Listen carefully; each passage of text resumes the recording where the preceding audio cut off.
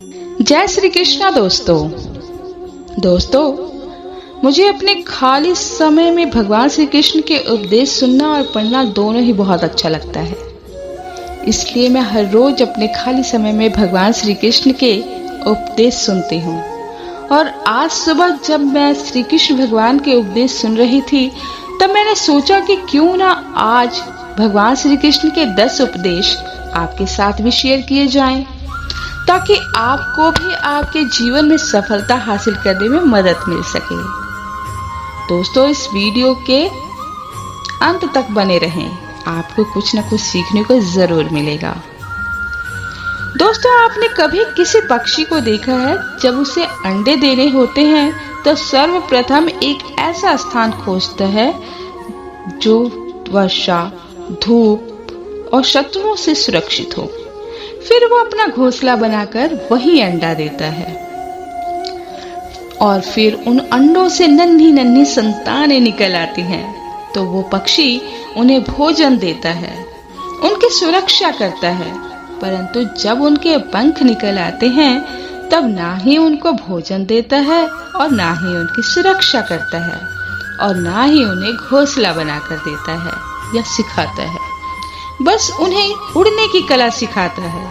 फिर वो नन्ही संतानें उड़ने की कला सीखकर स्वयं अपना भोजन लाना सीखती हैं और स्वयं अपना घोंसला बनाकर रहना सीखती हैं। और हम मनुष्य क्या करते हैं? बिल्कुल इसके विपरीत। हम अपनी संतान को बड़े होने के पश्चात भी उनकी चिंता में लगे रहते हैं और प्रयास करते हैं कि उनके लिए घर बना करके दें।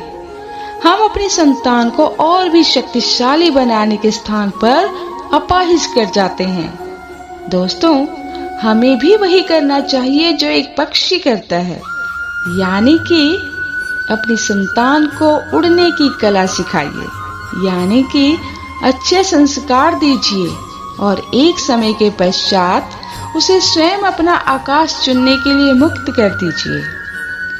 भगवान श्री कृष्ण का दूसरा उपदेश। आप जानते हैं कि अनगिनत प्रयासों के पश्चात भी एक चींटी अपने लिए एक छोटा सा घर बना पाती है, जो अन्य जीवों के लिए सरल सी बात है, लेकिन उस चींटी के लिए उसके जीवन की सबसे बड़ी घटना है और सबसे बड़ी सफलता भी। भविष्य में वो चींटी रहे या ना रहे, लेकिन उसके द्वारा बनाया हुआ घर बहुत सालों तक टिका रहता है। दोस्तों, हमारे जीवन में भी सफलता के साथ भी वैसा ही होता है।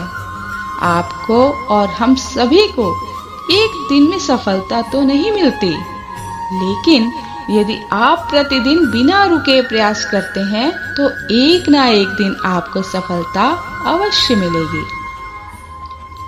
दोस्तों, आप ये याद रखिए कि भाग्य के द्वार उनके लिए नहीं खुलते जो हार मान लेते हैं, बल्कि ये भाग्य के द्वार उनका स्वागत करते हैं जो उठकर पुनः द्वार खटखटाने का प्रयास करते हैं। इसलिए प्रयास करते रहिए तो सफलता आपके पास एक ना एक दिन अवश्य आएगी।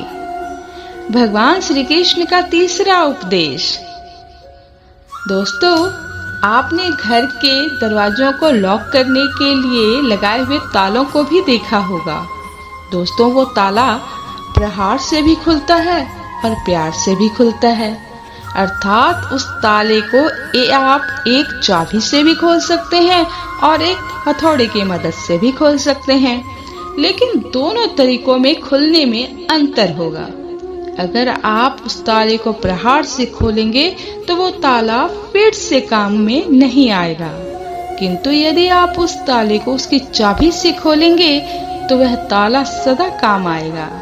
दोस्तों, ठीक इसी प्रकार से हमारे जीवन में संबंध भी हैं। हमारे जीवन के आनंद रूपी धन की रक्षा करते हैं, किंतु प्रेम से यदि आप क्रोध से किए जाए तो वे किसी काम के नहीं रह जाते। इसलिए उन्हें सदा प्रेम की चाबी से खोलिए, ना कि क्रोध रूपी हथौड़े से, क्योंकि हर बार आप नया ताला ला सकते हैं लेकिन नए रिश्ते नहीं ला सकते। भगवान श्री कृष्ण का चौथा उपदेश। जीवन क्या है? यह जीवन, हम जन्म लेते हैं और बड़े होते हैं। हमारे माँ बाप हमें पालते हैं, फिर उनके धन से हमारा बालपन बीतता है। फिर हम बड़े होते हैं और हम विवाह कर लेते हैं। फिर हमारी संतानें होती हैं, हम उनको पालते हैं और फिर हम वृद्ध हो जाते हैं और एक दिन इस संसार से चले जाते हैं। क्या यही जीवन है?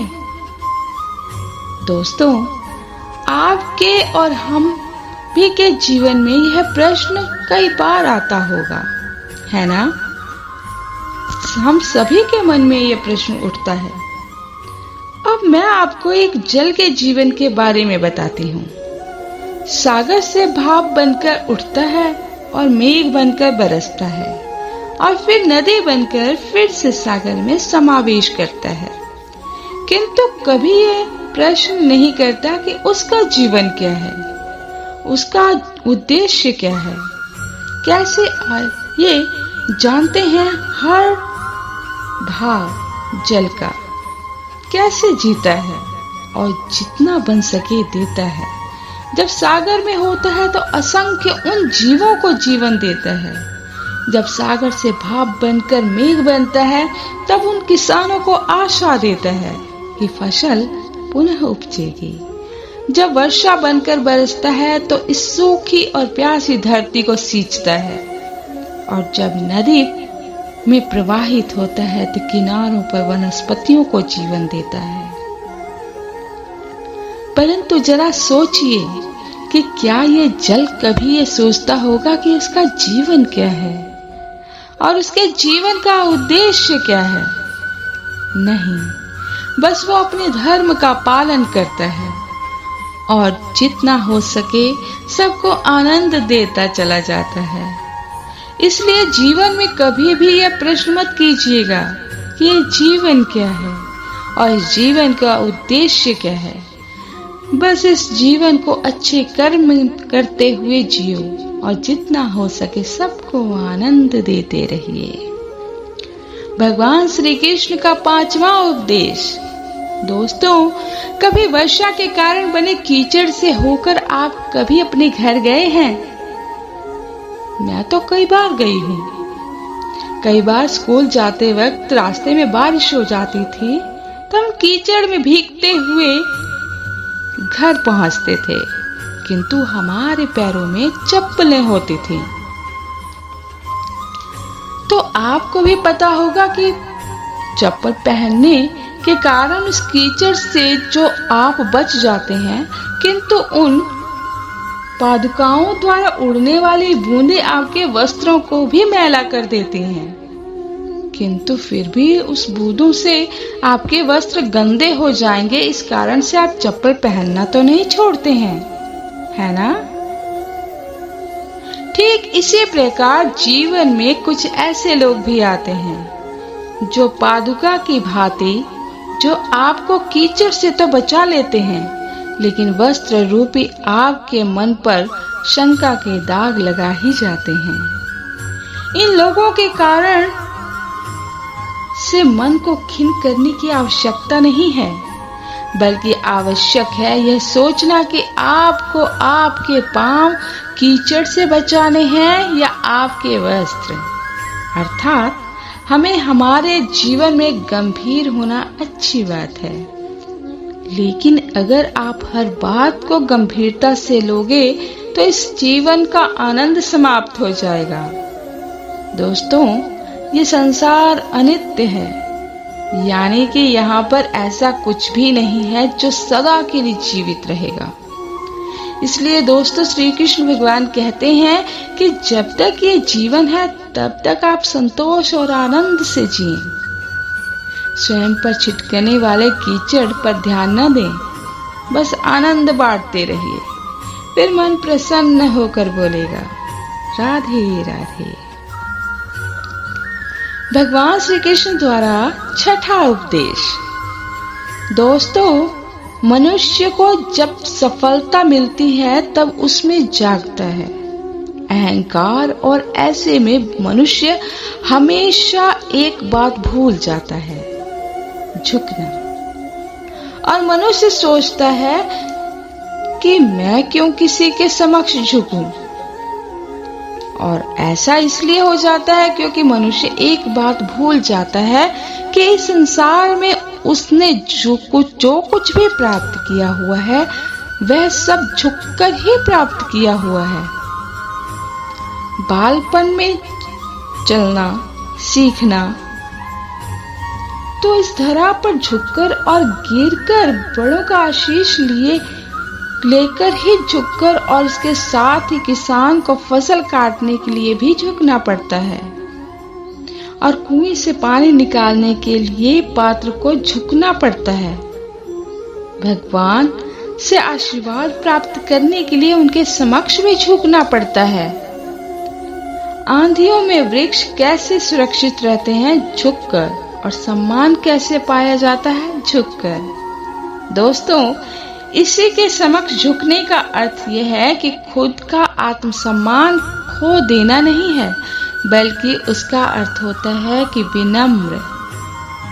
दोस्तों, हम मनुष्य और इस आकाश की ऊंचाइयों तक पहुंचने के लिए हमें किसी पक्षी की भांति पंखों की आवश्यकता नहीं है, बल्कि हम जितना झुकेंगे उतना ही हम ऊपर उठते चले जाएंगे। भगवान श्री कृष्ण का 7वां उपदेश। भगवान श्री कृष्ण का 7वां उपदेश। दोस्तों, आप इस संसार में ऐसे कई लोगों को जानते होंगे जिन्हें आप स्वार्थी मानते होंगे, और आपकी आवश्यकता पड़ने पर भी आपका स्मरण करते हैं, अन्यथा वर्षों तक कहीं दिखाई ही नहीं पड़ते। लेकिन उनको जैसे ही आपकी आवश्यकता पड़ती है तो वे लोग हाथ जोड़कर आपके सामने सज्ज हो जाते हैं। दोस्तों, आपको उन लोगों पर बड़ा क्रोध आता होगा, है ना? और आपका मन खिन्न हो जाता होगा, और फिर आपके मन से ये स्वर निकल जाता होगा कि इस व्यक्ति को सहायता कभी न करना, किंतु आप ऐसा कभी भी न कीजिए।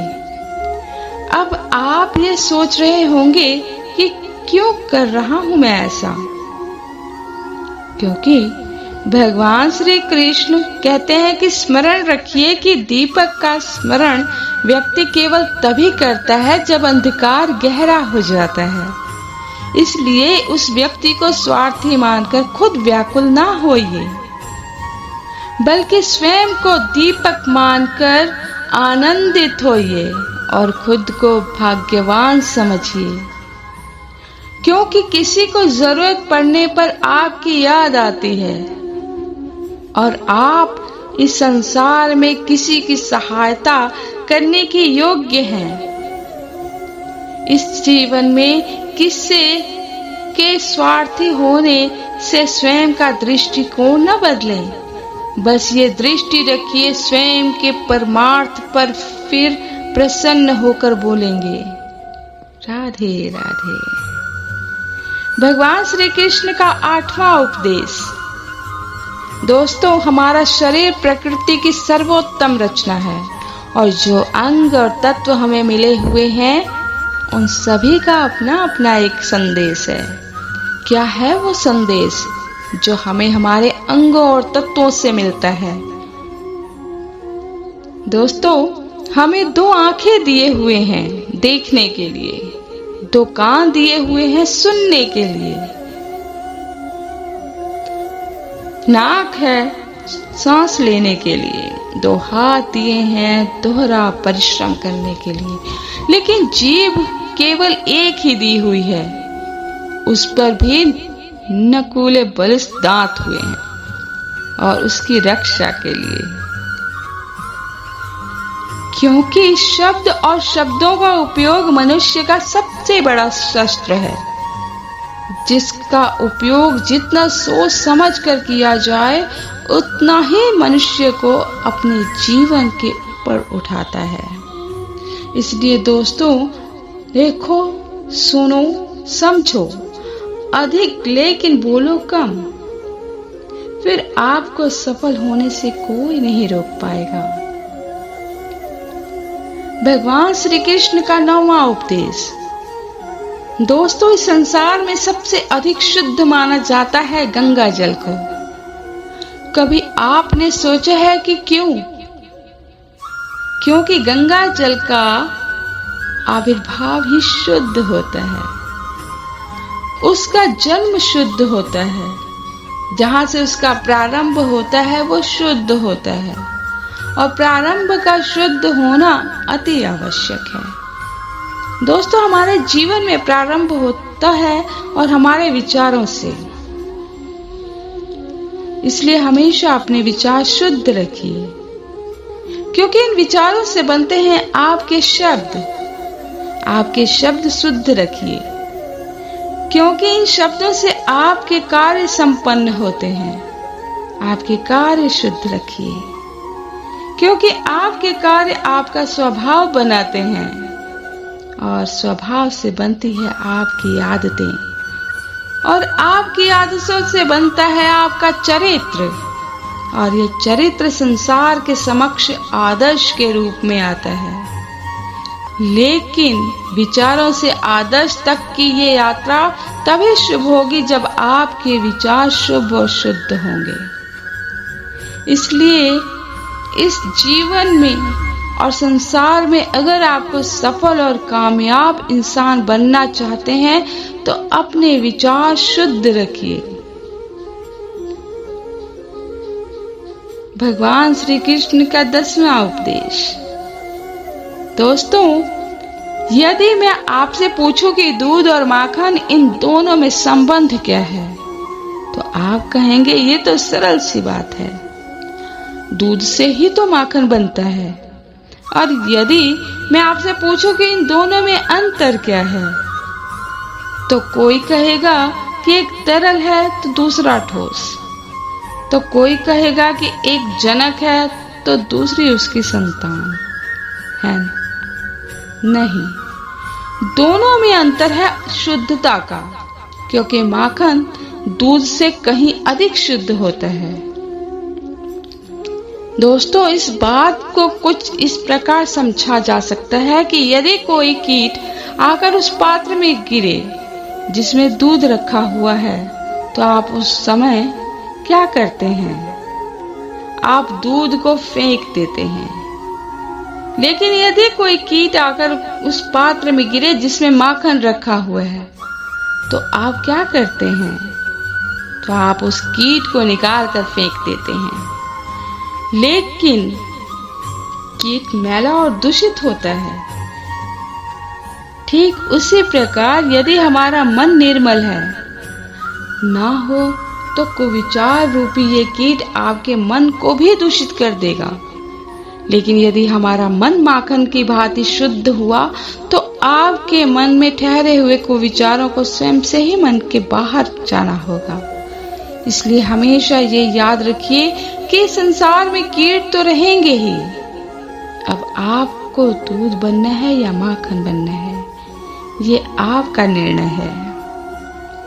दोस्तों, सफलता दिलाने वाले हमारे भगवान श्री कृष्ण कि ये 10 उपदेश अगर आपको पसंद आए होंगे और आपके जीवन के लिए उपयोगी साबित हुए होंगे, तो हमें इस वीडियो के माध्यम से जरूर बताइएगा और इस वीडियो को दूसरों तक भी पहुंचाइएगा, ताकि सभी इस वीडियो का आनंद ले सकें और अपने जीवन को सफल बना सकें। धन्यवाद।